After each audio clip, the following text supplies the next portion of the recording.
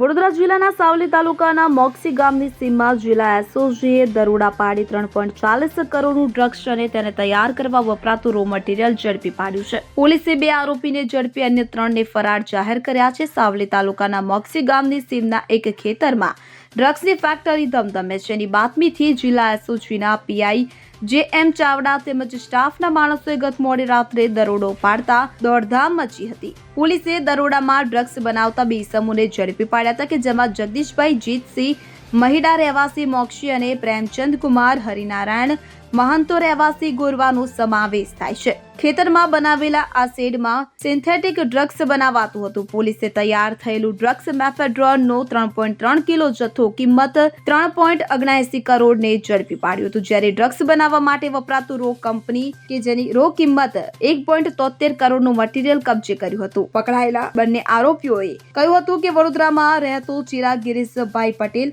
બિહારનો વિપુલ સિંઘ અને તેની સાથે આવતો અજાણ્યો ઈસમ રો મટીરીયલ લાવી ડ્રગ્સ તૈયાર કર્યા બાદ લઈ જતા હોવાની કબૂલાત કરી હતી.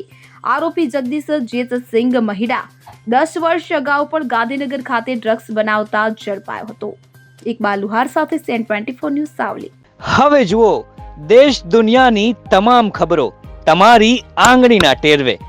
ઉઠાવો મોબાઈલ અને ગૂગલ પ્લે સ્ટોર પરથી ડાઉનલોડ કરો અમારી CN24 ન્યૂઝ મોબાઈલ એપ.